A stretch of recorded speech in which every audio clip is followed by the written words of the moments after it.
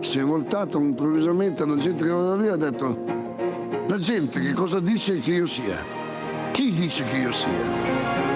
E voi chi dite che io sia?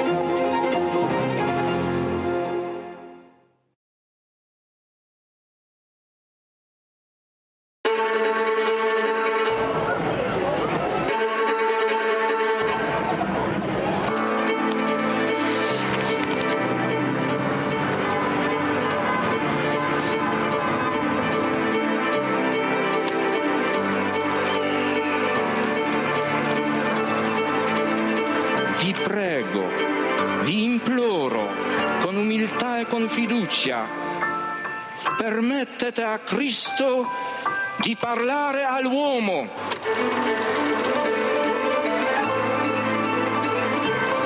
Don Gius aveva capito il problema che avevo. Se la tua vocazione è vero, il tuo lavoro verrà fuori anche dai sassi.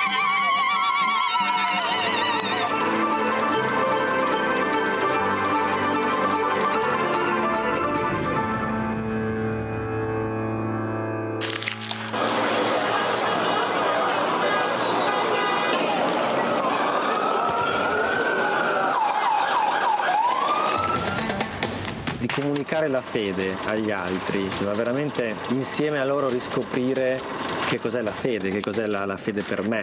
Portare Cristo agli altri, comunicarlo agli altri è l'unico modo che abbiamo per conoscerlo veramente.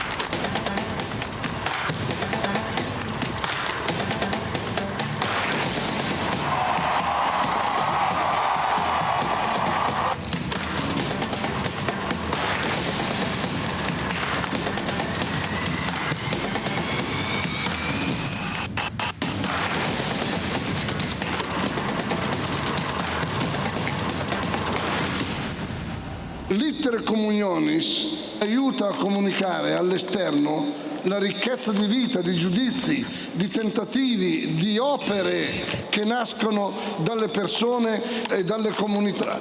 L'iter communionis è proprio la vita del movimento. Scrivete all'iter communionis le vostre esperienze, ci fate bene.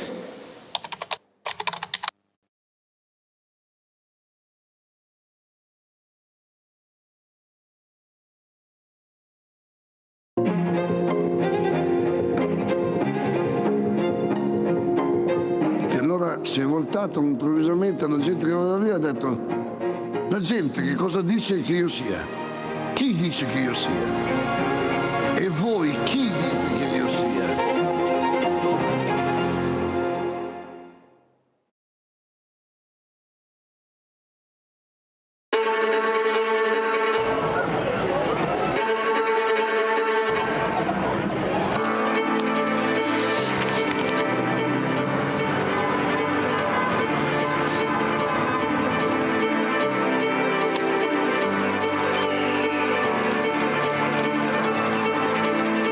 Vi prego, vi imploro, con umiltà e con fiducia, permettete a Cristo di parlare all'uomo.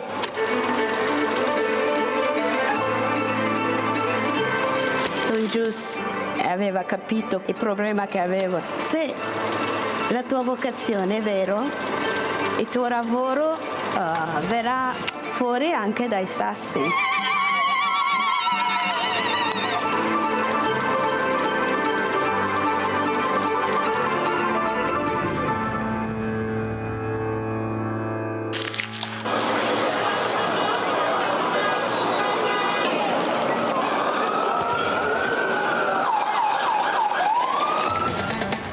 Di comunicare la fede agli altri, ma veramente insieme a loro riscoprire che cos'è la fede, che cos'è la fede per me.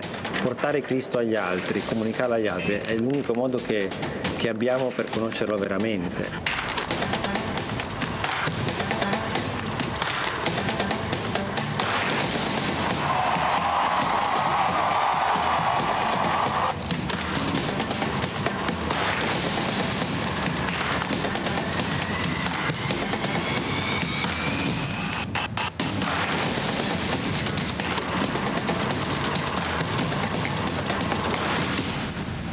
L'iter communionis aiuta a comunicare all'esterno la ricchezza di vita, di giudizi, di tentativi, di opere che nascono dalle persone e dalle comunità. L'iter communionis è proprio la vita del movimento. Scrivete all'iter communionis le vostre esperienze, ci fate bene.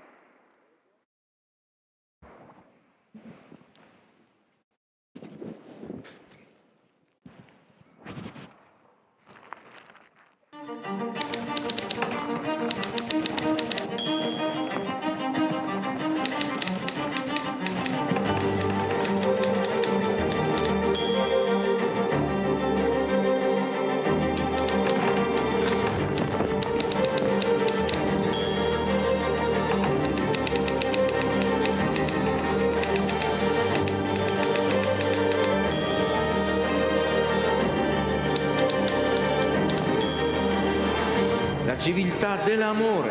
Fratelli e sorelle, costruite senza stancarvi mai questa civiltà. Lavorate per questo, pregate per questo, soffrite per questo.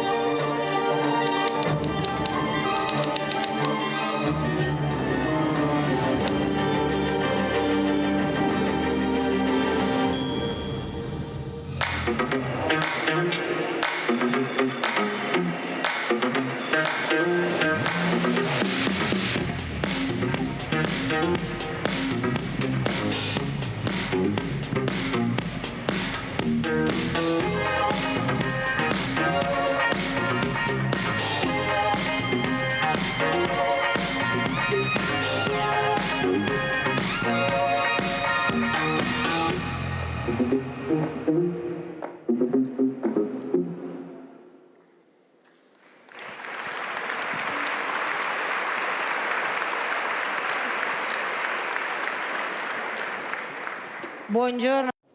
Good morning, everybody. I'm happy to greet you all. So this meeting that has the title Caring for Fragility and the Construction of Building Civil Society. So very often it seems like it's the problem just of some people, but really fragility is a component in the life of each one of us, either because for the small people, for children, for the elderly, or if someone is sick, or pregnant ladies, etc. So in some way, care for the fragile is a bit of the paradigm of human life, to help the person to live their ultimate value. A hospice, of which we'll speak, that one will refer to particularly, I mean, the hospice is in Russia, is not so much a place as a possibility to accompany the person in this journey. And this journey of accompaniment that is very personal,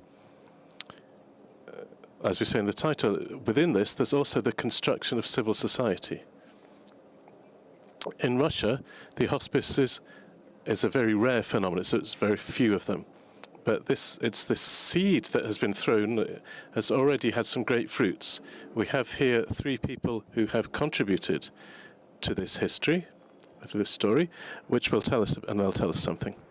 But I wanted to say something myself, which I think is very important. On one side, there's a battle that's been going on for more than 20 years to ask the state, to the state structures, for the right laws, for the right tools, the possibility for suitable painkillers. But there's also the conviction that even the most perfect structure wouldn't suffice.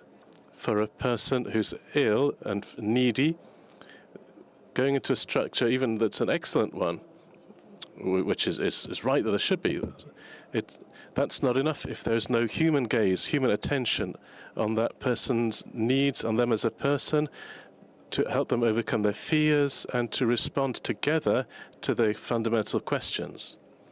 So for this reason, we've invited 3 great figures, which should say something really important. I'd say they are 3 people who have given their life to care for the fragile in Russia in different ways.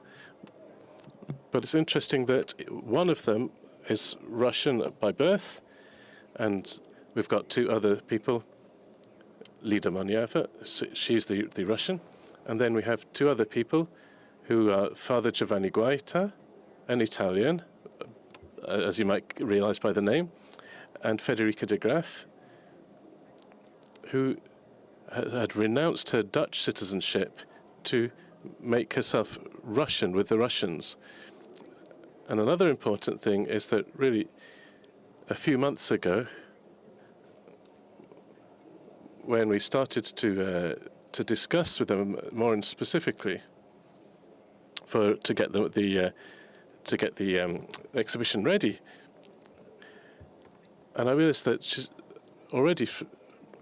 been there for a few years organizing the prenatal programs, and she turned to the foundation in New York, where my sister works, and which is dedicated to the comfort care for neonatals. And so that means to say there is already some kind of human circulation of people who live a co-responsibility, who live a passion for man, who live for a search for the essence, for the essential. And this is really what moved us to do the exhibition and this meeting now. So that they're overcoming conflicts and terrible things that are happening all over the world, and particularly have to do with Russia and Ukraine now.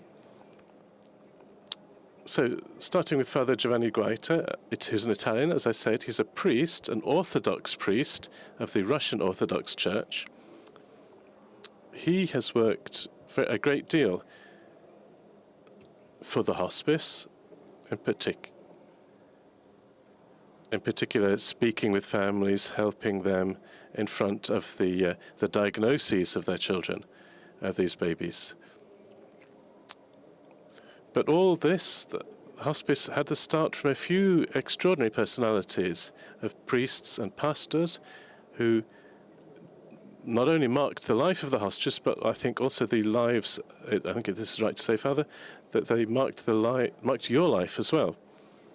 So these people are Father Alexander Men, Father Georgi, and Metropolitan Anthony of Surush, who had asked Father Giovanni, if you could tell us a bit, how was the hospice born from these people? And what did they want to say to you?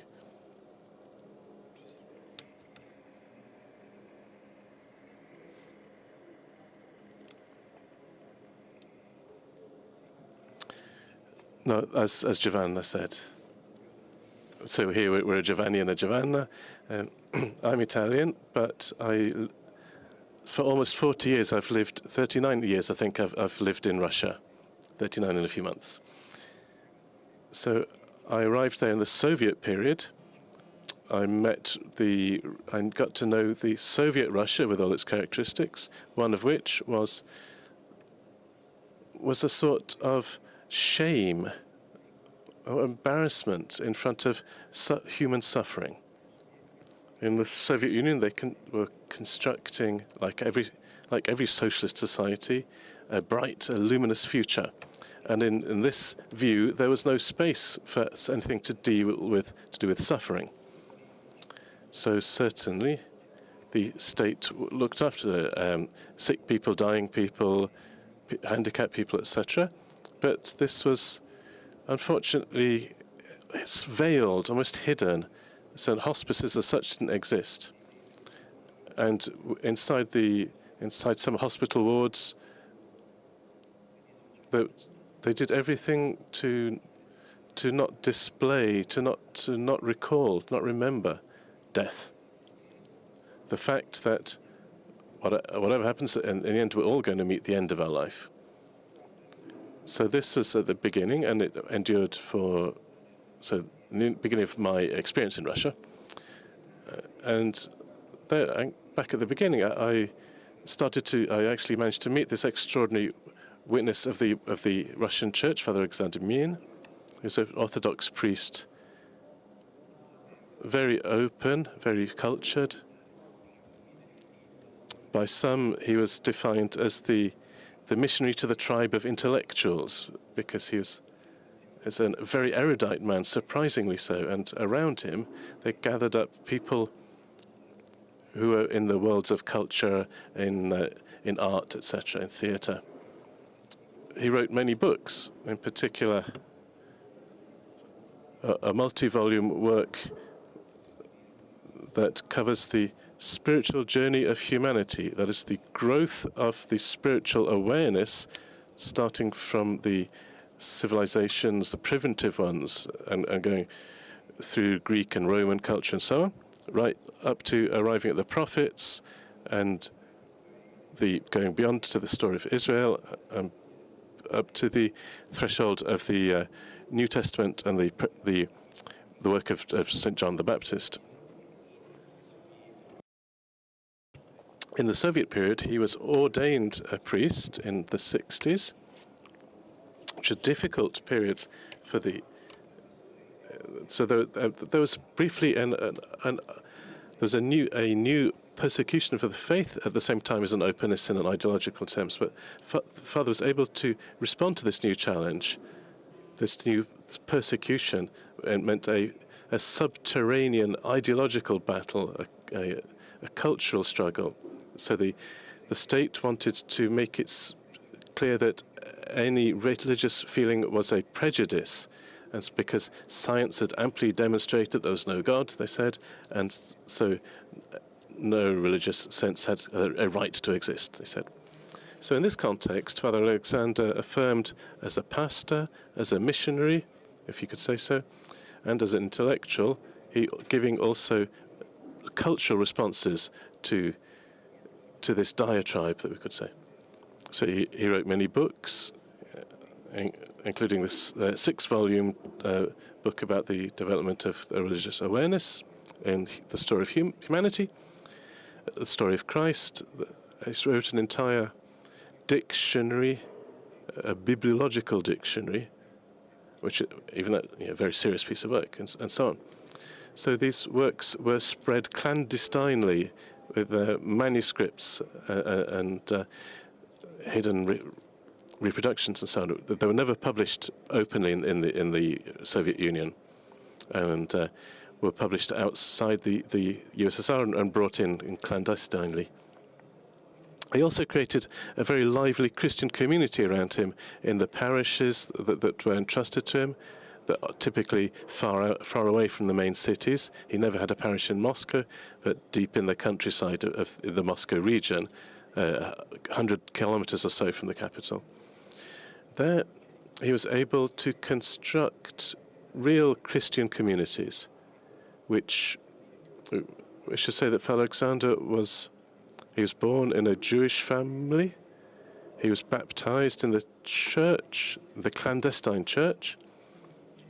And so he considered the clandestine church, which had persecuted by the state. He celebrated the sacraments in homes and far away. They didn't have physical churches with walls, etc. So this helped Father Alexander realize that the church, first of all, a community, a living community.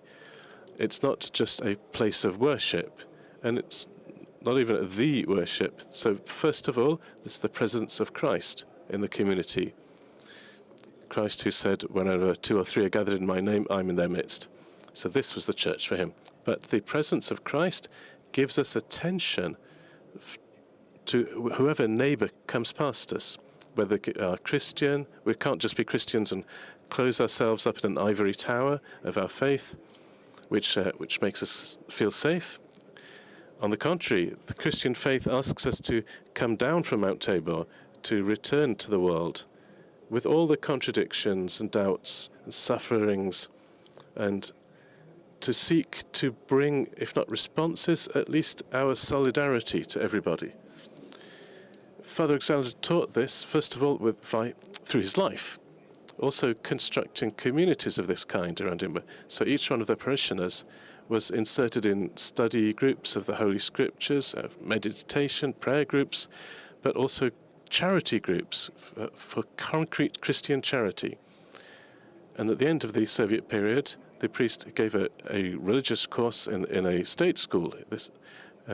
He was the first to organize a voluntary action in a hospital for infants.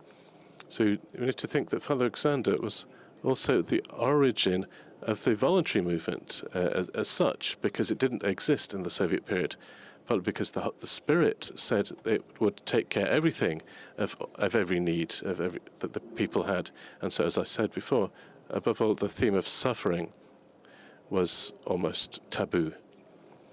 Whereas instead, Father Alexander got himself accepted in a hospital where he'd frequently go and visit the patients and look after the children, etc. And around him, he organized a whole team of lay people, some of whom were professionally medics, etc., nurses and so on, others who had really no training in this field, but who gave their time, their talents, put them at the disposal of these sick children.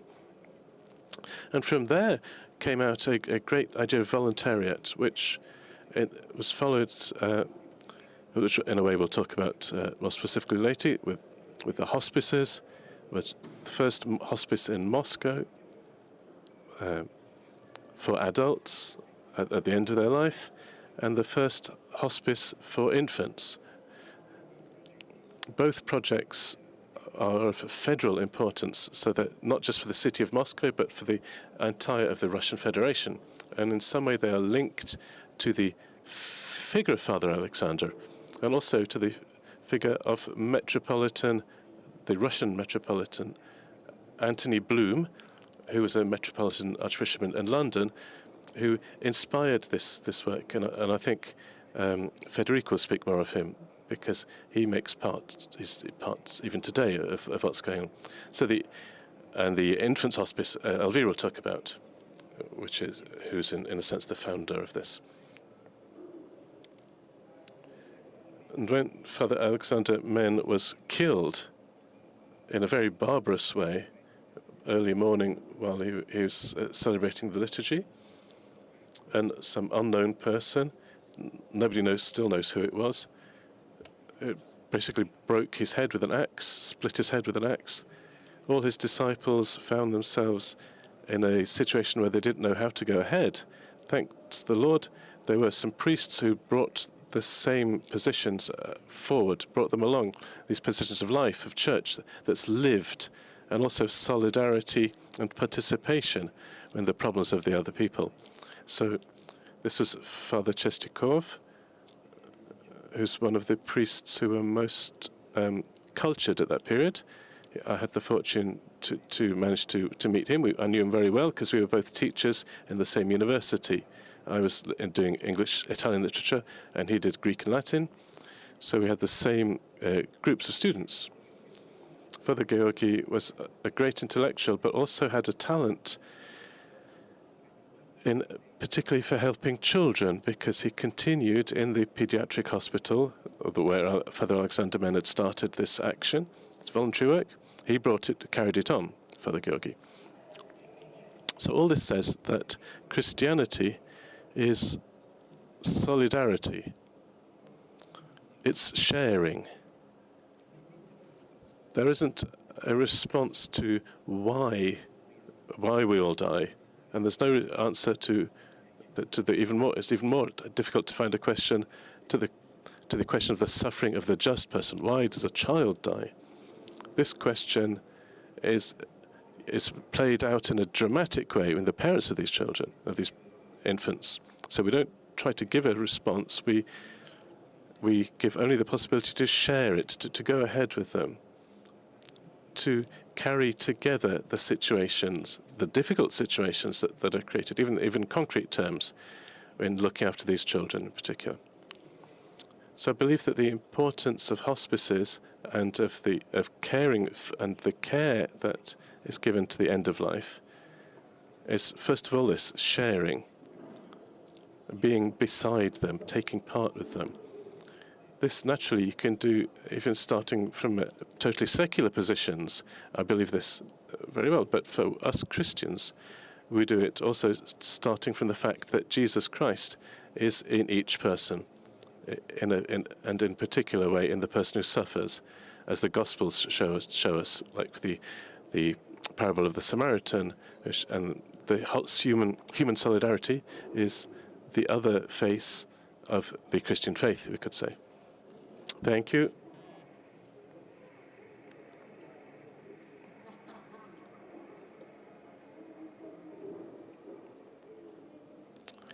Lidia Moniava, since you were little, when I went into superior school, she's a journalist by profession, so she's not a medic, not in the healthcare field. But since she went to high school, she had the desire for great things. And this pushed her at a certain point to become a volunteer at this pediatric hospital in Moscow, where all the most desperate cases were brought together from the whole country. And I must say that what's always struck me in her is the fact that for her, everything is part of the encounter with that single baby, that single young person, each person is really a universe. And from this encounter with the pediatric hospital, where in this work as a volunteer, the links with Father Giorgi that we've heard of, from there was born the dream, together with other great figures that maybe we'll hear about, to create a pediatric hospice. And so this young lady managed, together with some friends, to obtain from the city of Moscow a bit of land and to construct a pediatric hospice that's really excellent, and above all, to put up to start up a service that now reaches maybe about 1,000 children, and so 1,000 families in Moscow and in this province, with a team of 450 people. Think how even 15% of the financing comes from the state.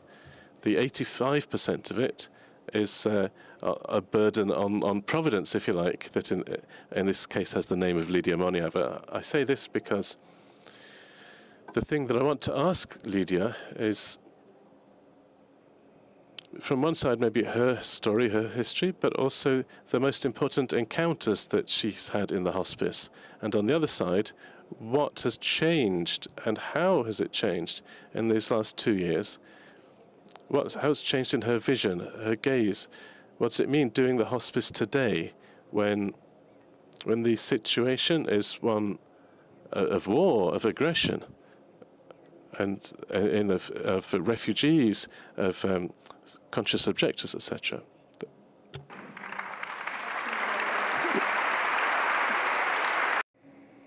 Thank you very much.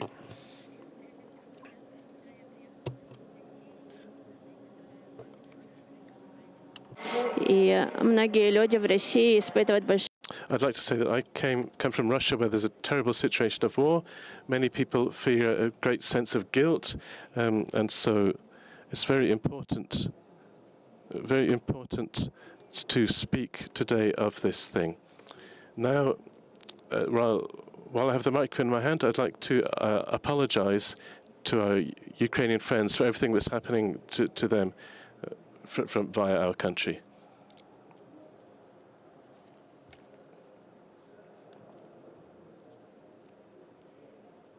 And I'd like to say thank you to all of you who have come to our encounter, because you are still able to enter into dialogue with us, with people who come from Russia.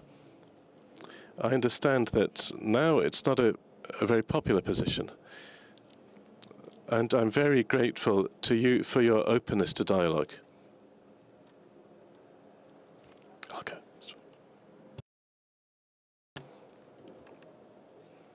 I wanted to recount to you how it works in the pediatric hospice here at Moscow in wartime.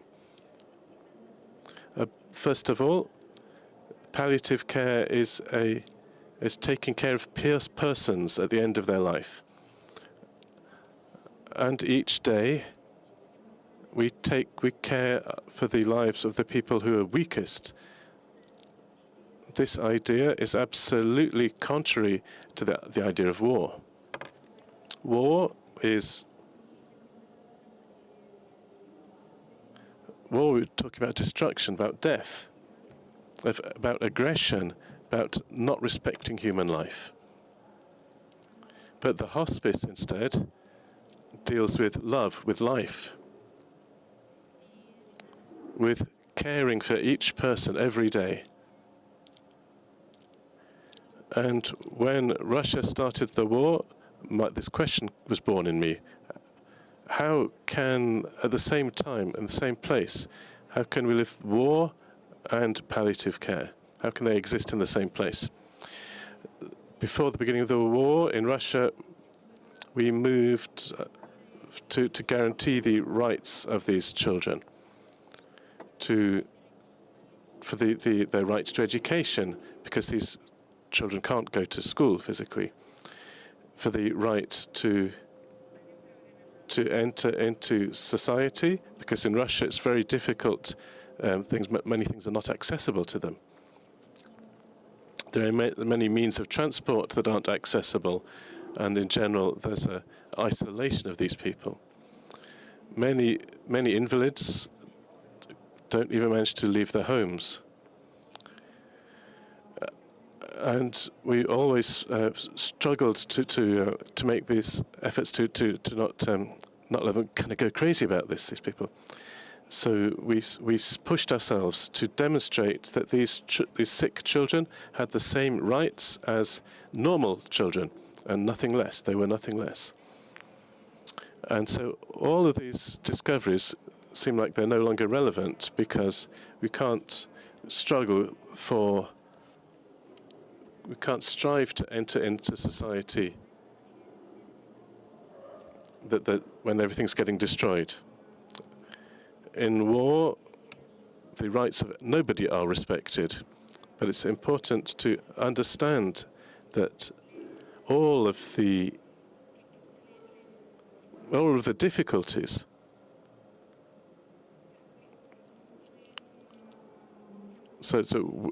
but we can't stop caring after these children at any point, any moment. So during the war, we live in a situation in which it's not clear what's going to happen tomorrow. Hospices can't do plans for the future.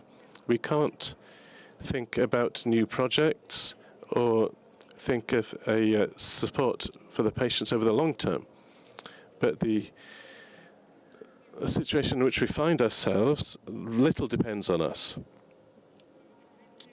That makes it even more important to look at the relationship between people. And so for me, the most important thing is spending time with the patients of the hospice. For example, in one department, there's Daniel, who's 3 months old, and who, when his mother was pregnant with him, they said that your child would die, your baby would die very soon. The doctors tried to convince her to abort the child, but she refused, and she asked us for help even before Daniel was born. We accompanied the family throughout the pregnancy. We spoke with them about what to expect. We tried to calm them a bit about what would happen. People from the hospice were there when Daniel was born. They helped them to baptize him. They took the first photos of him. And on the 3rd day of his life, we brought him into our hospice. Daniel has a deformity of his face that's very evident. And for people who don't know him, it could be scary almost. And his parents love him very much, really exactly for who he is. So they're happy about every day that they can spend with him. We realize that Daniel's life will be very short. We don't know how long it could be. And everything that we can do is take care of every day of Daniel, so that he won't suffer for pain. We can support his parents and be close to them, and together with them enjoy every day in Daniel's life. When Daniel reached 6 months old and continued growing, each time in the hospice there was a party.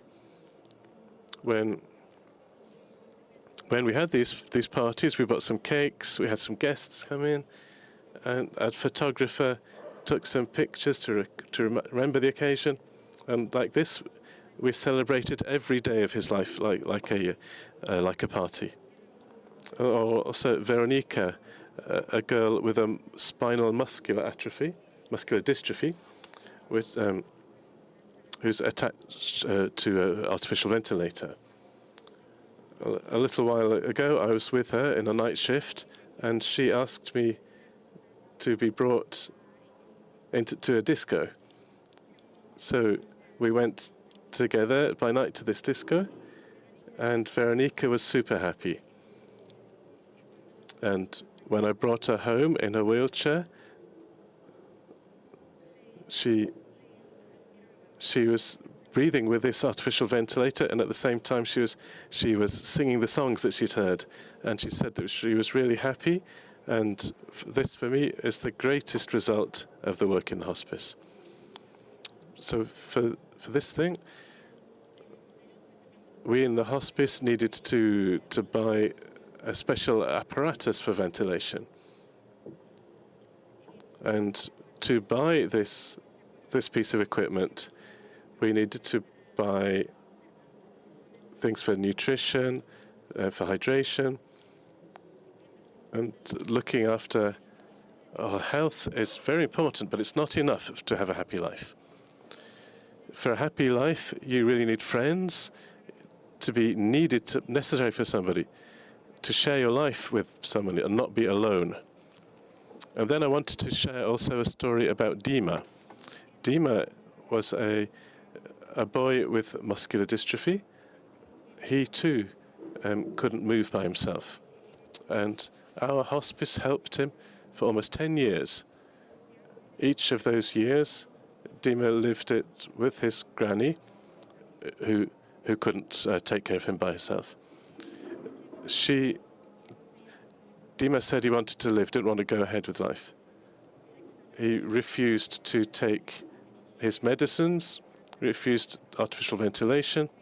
So we continued to discuss with him about what he desired, what help did he want for his end of life, what to write on his social media when he died, where he wanted to die, where he wanted to be in his last days.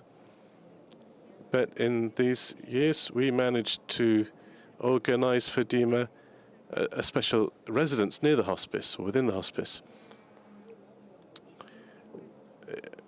In this little apartment, the people who care for him live there with him. And together, they play the guitar, they sang, they had fun, they go to the bar. And after a month in this apartment, Dima said to me that he changed his mind. He didn't want to die anymore. He wanted to live some more and to take his medicines. He also wanted to take the artificial ventilation because he'd felt that it had helped people and that life was good.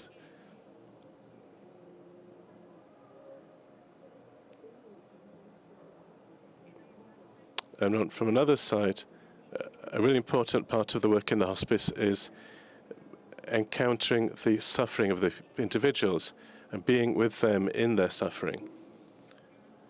But if we see that there's a person who can survive even for a bit more time, then one of the most important tasks of this hospice is to recall that life is happy, that we can be happy in life. And in my experience, sharing the joy of life is as difficult as much as sharing suffering, because to do this, you need to have a lot of life and a lot of joy within yourself, because you can share it with other people who are in more difficult circumstances.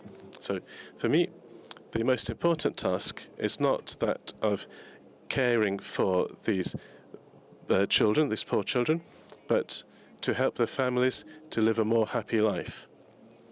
Together, we've been on summer holidays. We celebrate New Year's together, and it seems that this sort of human support, more than our professional help, can change really the life of people.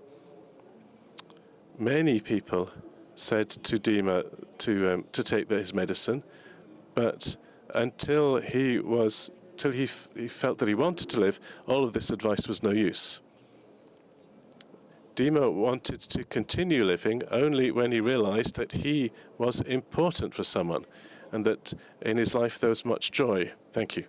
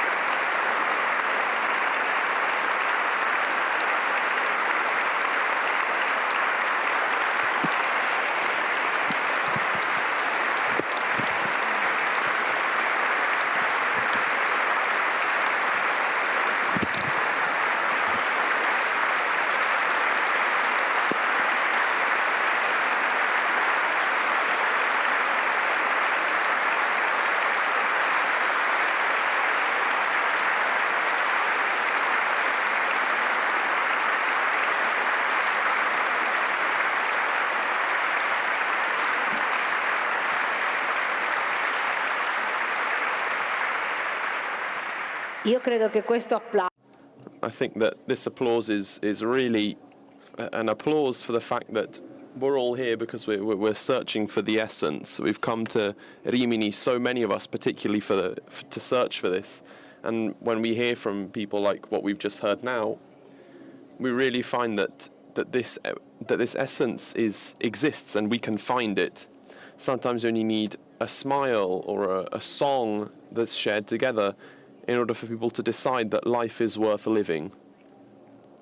This applause isn't to diminish the figure of Lidia, but she's truly a witness to this search for the essence. And because of this, that you were quite right to applaud. Being in front of life and facing both life and death, Frederica de Graaf, who's our third guest, is someone who has many times given her life and committed herself to these encounters. She's from Holland. She converted. She was baptized, so now she's Russian Orthodox. She did that when she was an adult because, at a certain point, more or less by chance, she went to the lesson by a great figure that Father Anthony she went to Metropolitan Anthony Surosh, who's in English Anthony Bloom, a key figure of the Russian Orthodox Church in England, who was in charge of the Russian Europe of the Russian churches in Europe. She saw the burning eyes of Metropolitan Anthony and understood that this man was had a presence within him, and this presence was so fascinating that she dropped everything she was doing, and even she left her own country and moved to England. She sustained herself by working as a shopkeeper, and then she studied psychology, and now she works in her own clinic doing acupuncture. And in the 2000s, she became aware, perhaps even in the 90s, she became aware that many Russians were coming to the UK with we can call them voyages of hope, searching for work. Many of them found better lives, found health, but many others went back to Russia without hope. So from there, the decision was made by Metropolitan Anthony to come to Russia, where she's been living there for almost 23 years, to follow these people, to help them and cure them, but also to help them to allow them to face these questions about life, about death, to overcome their fears, to answer their questions, because the unavoidable question when you ask yourself about who we are is really the question of death, of life, the meaning of life, and also of the end of life, and the sense of and the meaning of death. So because of that, she started working in a series of encounters. She worked in the first Moscow hospice, which was was set up at the beginning of the 90s, where she still works to this day. And Federica works with adults, and we'd like to ask her particularly what does it mean to accompany someone to this great encounter, to the threshold of their life. How can you be near someone and help them, and at the same time to not defend ourselves, to not dare, as we say, as to sort of wear our work as a bulletproof vest? How do we manage to have our heart open to this? Federica. Thank you, everyone. Thank you for being here, despite the heat. I'd like to speak to you. There are many questions regarding palliative care, but in 20 minutes I can't really say that much. Then, if you'd like, we can talk about it later if we've got time for more questions. I chose for our conference here the relationship with suffering and with death, not the death of others, but our own death and your own suffering and what happens when people die. Because if we want to understand, if we want to take care of people who are suffering from terminal illnesses and who are going through a crisis, then first of all we need to look at ourselves and think about who we are. This question, therefore, touches many of our criteria that we have when we think about death, and this is the most important thing when we're with other people. I'd like to quote Metropolitan Antony when he says regarding the relationship with death, "I am sure that death is the cornerstone of our attitude towards life. Those who are afraid of death are afraid of life. Solving the problem of death is not insignificant. If we are afraid of death, we will inevitably never be willing to go through with it, to risk our lives. Sometimes we go through life in a way that, in a cowardly, cautious or timid manner." End quote.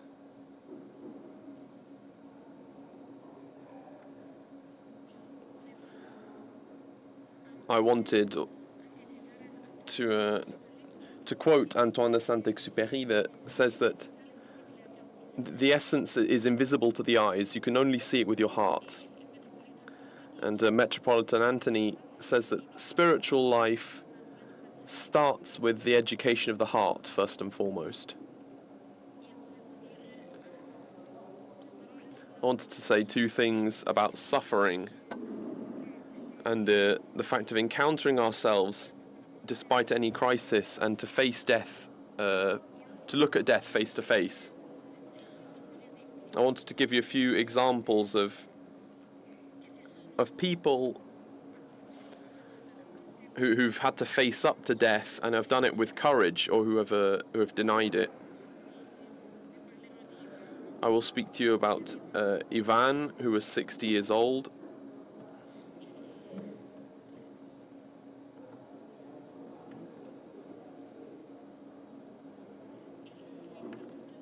And the whole time he said that he had osteoporosis, even if in the end he had a cancer in his bones.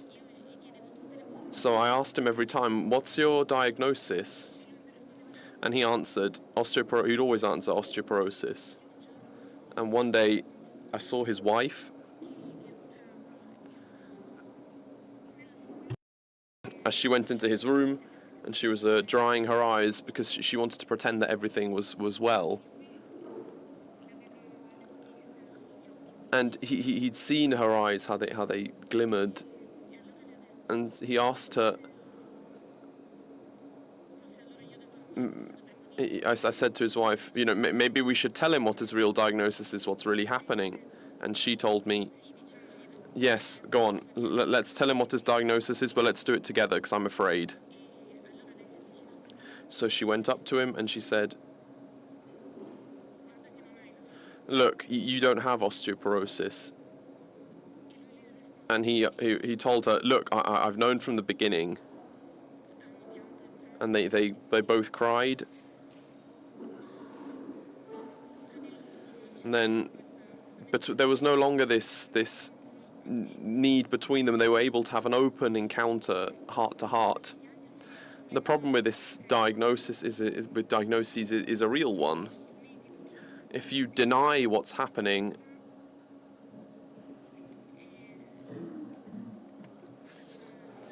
then the person who dies remains alone with their fears and with their pain. And so you feel guilty afterwards, after their death then, because they were a person that was close to you. I'd like to say two things about how we often reject diagnoses like this, and that this can have an effect on your body, because your body and your soul are one thing. You can't see the soul, but the body expresses what happens to the soul. And when there aren't any chances to say what your soul is thinking, then the body suffers. I'll give you an example of a young girl who was called Anna. She was 16 years old, and she suffered from a grave disease. This was a while ago now. So she was still alive at the time, and as she was being visited by the doctor, I was there, and she asked me to come and see her because the doctors couldn't administer anesthetic because nothing could help her. For me, this was very difficult because I didn't know either her or her mother, and so to go into the room of someone that I don't know and to speak about something this important, it's not easy.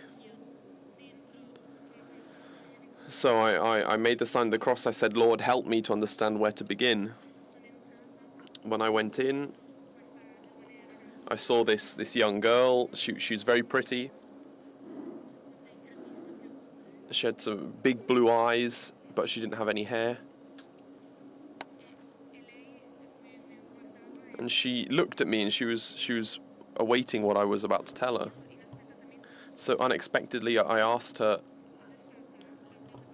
what was the most difficult thing for you when you were while you were in hospital for 2 years? And so, between grit teeth, she told me nosebleeds.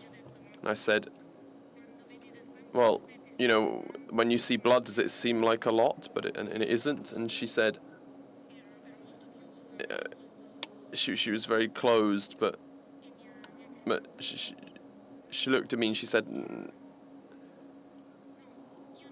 no, I don't want to be in hospital. I've been in hospital for ages now. And she burst into tears. And I asked her, well, why are you crying? What was it like being in hospital for you? And she told me it was welcoming, it was very nice. And once again, she burst into tears again. So I told her, if you were welcomed so much and if it was nice, then why are you crying? And so with her whole voice, she told me, I don't want to stay there. And it was the first time that she'd been able to say that she knew that she was going to die and that she was afraid and that she didn't want to die. Unfortunately, her mother arrived right then, in that moment, and said, Anya, you'll be fine. We'll go to our house in the countryside. And in that moment, Anya said, ow, my arm hurts. That's a very clear example of how when you can't explain what's happening in life, you express it with physical pain.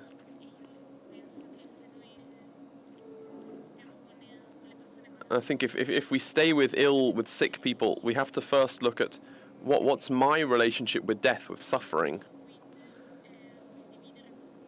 And only from then can I share with someone what's really happening. There's an important question. Is suffering always bad? I'd like to quote Viktor Frankl, who is a psychiatrist, a psychotherapist, and who in the Second World War went through concentration camps. And he said, speaking of his experience, he said, if we acquire meaning in suffering, we acquire maturity in suffering. We grow. We overcome ourselves. It is when we are powerless and hopeless, unable to change the situation with which we are called. It is then that we feel the need, that we are called, and that we feel the need to change ourselves. Suffering has meaning if one becomes different from oneself. End quote.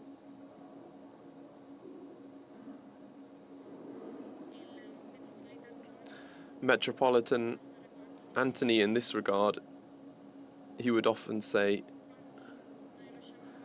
when we are able to look directly at every crisis, like the crisis of that is death,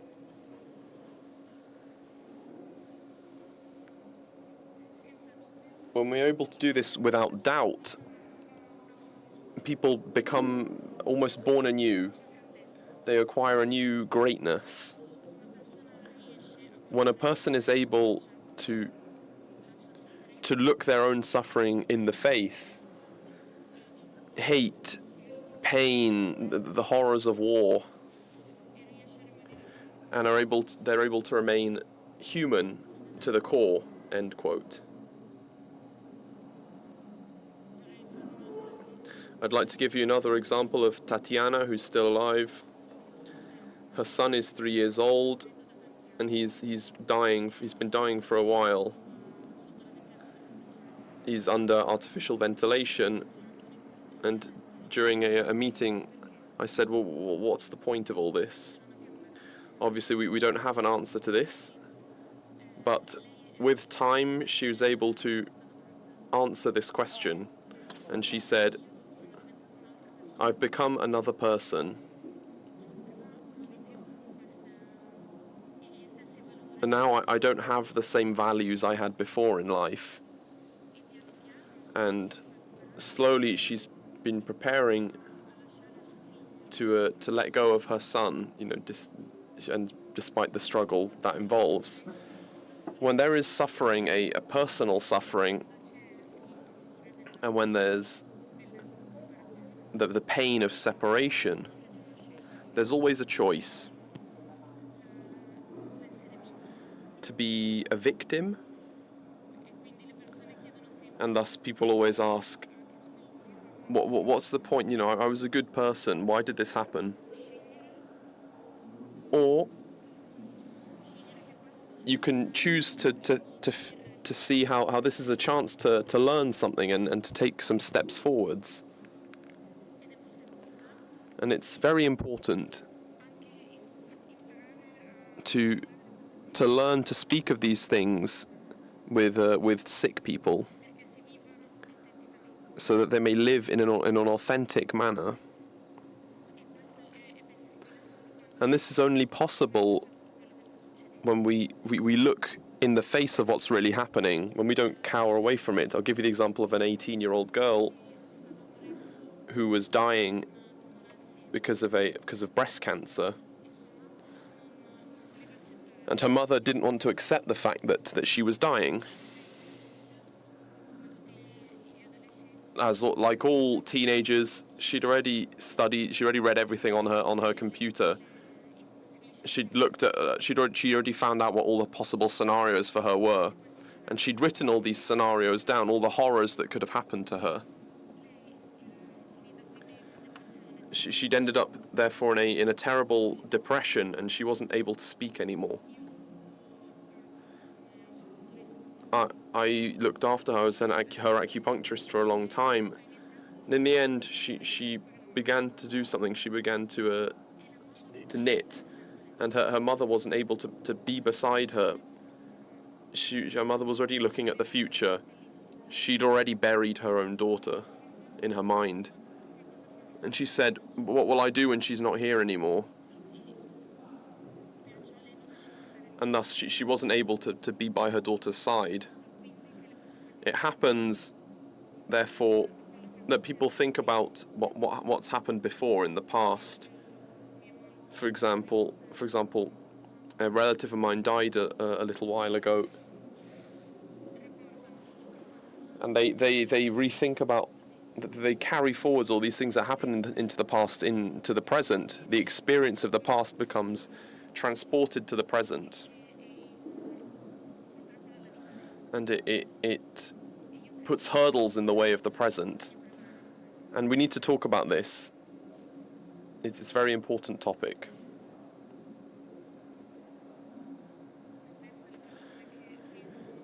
Often people who think about the future are faced with people who are dying. especially when these people are in a coma. It's almost as if they couldn't hear anything. It's important to know that these people can hear everything, and thus it's very important to be by their side, by the side of people who are comatose, because they can hear and understand everything. And it often happens that relatives say, "Well, how much longer will this last? How can we manage with the funerals?" And we need to think about this seriously. The experience, Metropolitan Antony's experience is very important. And he says that people should never die alone without anyone by their side. We must always be careful, because it often happens that people say, "Well, he's already in a coma. It's already finished." But the most important thing that you can do to your loved ones is to be by their side until the end. It often happens that people want to be with those who are dying until the end. They go for a second to go to the toilet, to go for a smoke, and right in that moment, the sick person dies. And if you don't talk about this, then there will be a terrible sense of guilt by those who are still living. And instead, you need to say, "No, it's not like this. That's not the case." The person who died without your presence had pity on you, because they couldn't see that you were by their side right until the last minute. Or they weren't able to let them go. And thus the sick person thinks, "You know what, now that you're gone, I can die." But you need to speak openly about these things, obviously. This problem of letting go, particularly among parents with their sick people, I think it's a grave problem, especially when there's no one involved who has any faith, who doesn't believe that death isn't the end. So people become attached to those who they love until the end, even if they suffer. It often happens that I ask parents, the parents of some sick people, if they'd like for their children to keep on suffering, and they always say yes, because then at least we'll be able to live with them for a few more days. But if there is faith and a personal experience of faith, of the fact that this isn't the end, but rather an entrance into a new world, then it's letting go is far easier. But I need to say that this is a very rare case, even among believers. The reality of resurrection isn't one that's lived. And Metropolitan Antony says that we should be happy for those who are going beyond, because they'll be with their Father. They'll be in the place that they're hoping to go for, working towards for their whole life. Obviously, there is still pain in separation. And I've got a little bit of time. I'd like to say quickly that Metropolitan Antony gives this piece of advice, that for when a loved one dies, you have a task to do. Much like there's a task for the one that dies, there's also a task for those who remain. That is, they need to forgive.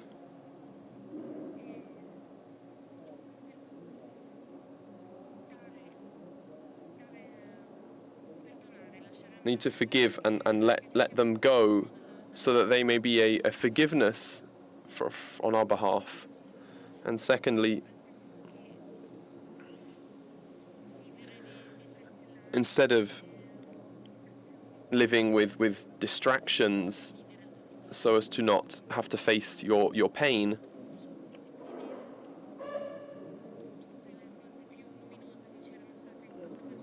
you should live and celebrate all the great things that this person had in life, particularly their goodness or their best qualities of this person.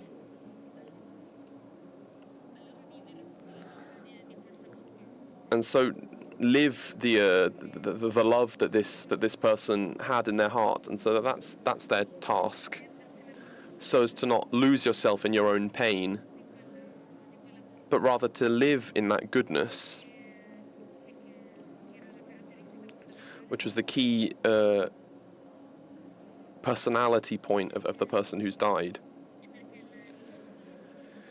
So that life won't end just because someone's moved on to eternal life. And this is it's a concrete task that helps a lot in moving forwards despite all the pain. And Metropolitan Anthony says that pain after solitude or separation that's inevitable is still an expression of our love for those people. Because even in joy, and even in suffering, in pain, we express our affection for them. I've still got a minute.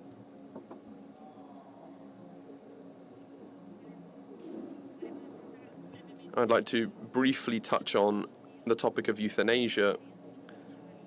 As Lida says, but when there is hope, there is life. And Viktor Frankl says that if you have a reason for living, if you have hope, then you can endure almost anything. So I'd like to give you an example, the example of Dimitri, who was 59, and he was gravely sick. He couldn't walk anymore. His wife would come to find him after work,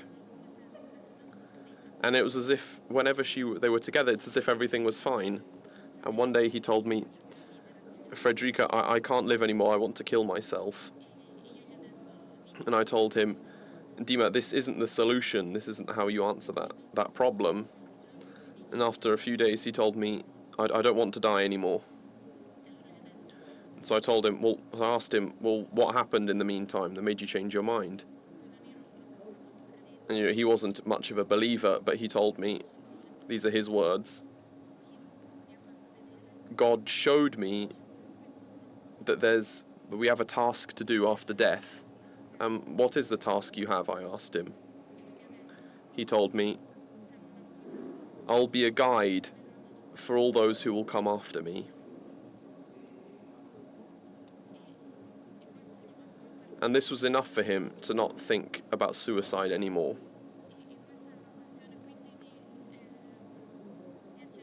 And this is so it's a story of awareness of suffering and of accepting it, and it's very important.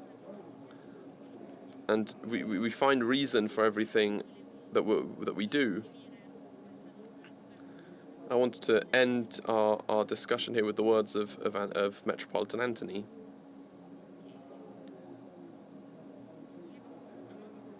And he loved Christ so much that his whole life he had the desire of being with him. And in this world for him it was so clear that people who are dying, we need to be close to them, and it's as if they were already there. I'll say hi for them. I'll read you a quote.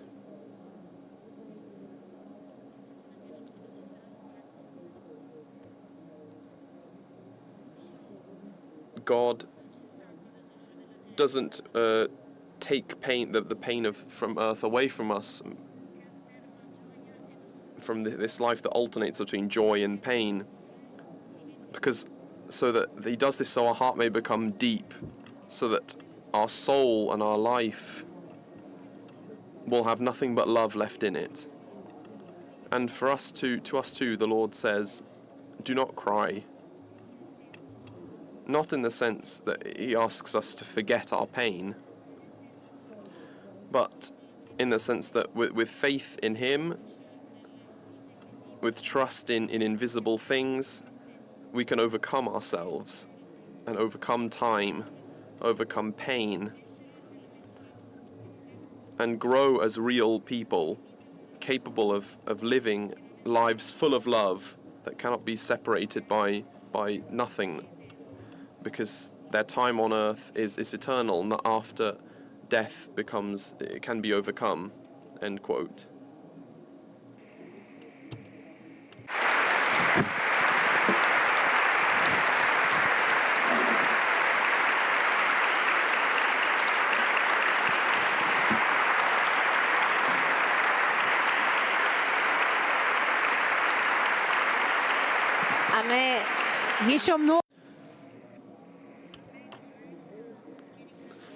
I've got nothing else to do other than to thank our guests. I'd call them those who've given their testimony here. There's an exhibition here in the meeting, The World Where Everyone is Important, in which there are it contains many things that Father Giovanni, Lida and Federica have done. One sentence comes to mind, that a gynecologist spoke to it. It was a quote from someone who died, and now she cured this girl, but now she's the head of neonatal services. And she said there was a nurse who always smiled when in the maternity ward. I felt people shouting at me because I hadn't, and I was holding my young Anya who was having epileptic fits every day, hundreds of them. I think the only reason I didn't go crazy during that time was because of the smile of that nurse. And this is what the hospice means in big deeds and small ones, this human gaze on suffering, on pain, that follows our fragility and the fragility of anyone. And we've said it throws down the barriers of time, of space, of distance, and it helps us to be builders of peace. From this point of view, I'd like to remind you all that the meeting supports itself on our donations, and our Russian guests were very surprised by the greatness of the meeting, its size, and the fact it's sustained by volunteers. But even more impressive is the fact that the meeting this year, having heard the words of Cardinal Pizzaballa, who spoke the first day here, he spoke in such an impressive way of the conflict and the need there is. This year the meeting has decided to give part of its donations collected over this week and donate them to emergencies in the Holy Land. So let's be generous and know that we're contributing to building peace with our donations. Thank you, everyone, and thank you to all of you.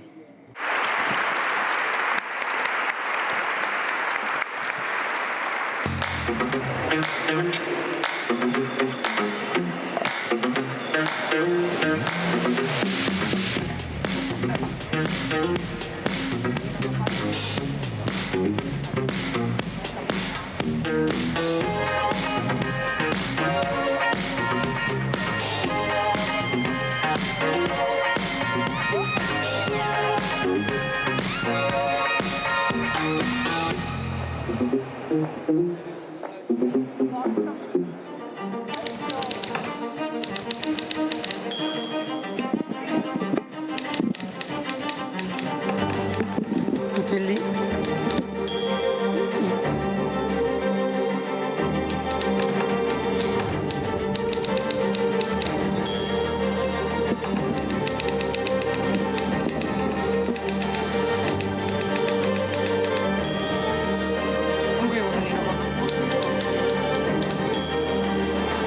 La civiltà dell'amore, fratelli e sorelle, costruite senza stancarvi mai questa civiltà. Lavorate per questo, pregate per questo, soffrite per questo.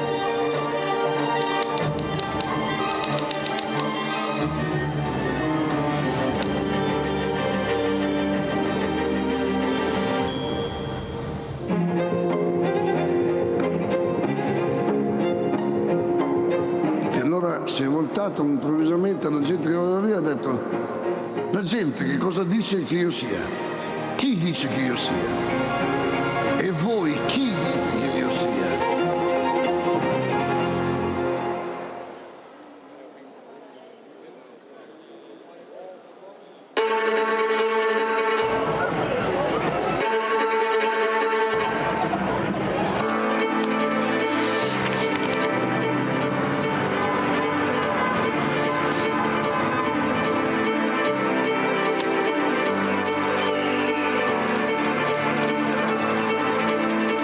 Vi prego, vi imploro, con umiltà e con fiducia, permettete a Cristo di parlare all'uomo.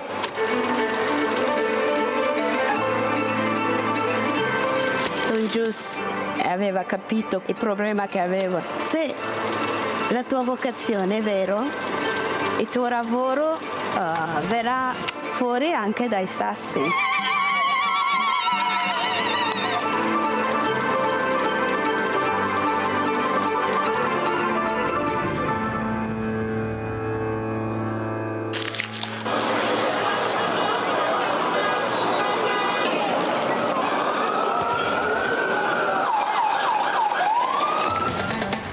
Di comunicare la fede agli altri, ma veramente insieme a loro riscoprire che cos'è la fede, che cos'è la fede per me. Portare Cristo agli altri, comunicarlo agli altri è l'unico modo che abbiamo per conoscerlo veramente.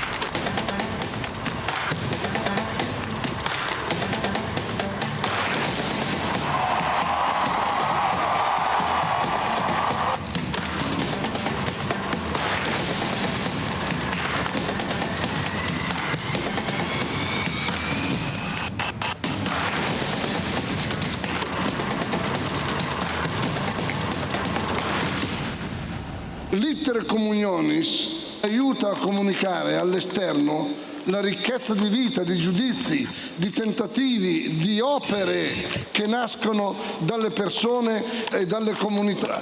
L'iter communionis è proprio la vita del movimento. Scrivete all'iter communionis le vostre esperienze, ci fate bene.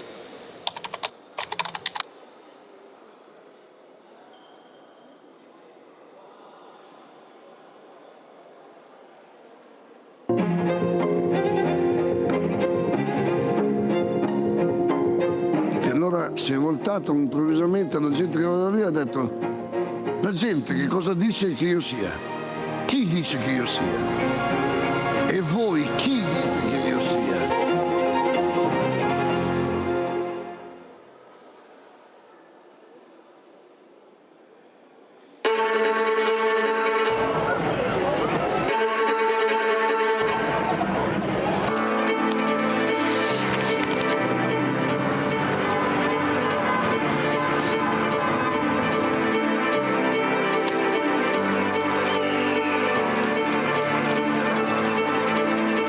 Vi prego, vi imploro, con umiltà e con fiducia, permettete a Cristo di parlare all'uomo.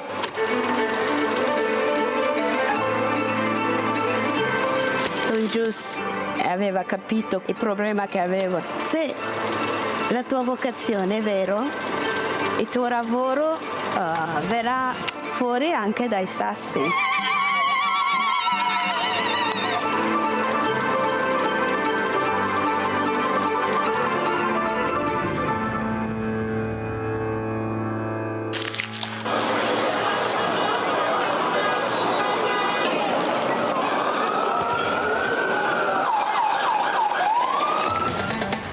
Di comunicare la fede agli altri, ma veramente insieme a loro riscoprire che cos'è la fede, che cos'è la fede per me. Portare Cristo agli altri, comunicarlo agli altri è l'unico modo che abbiamo per conoscerlo veramente.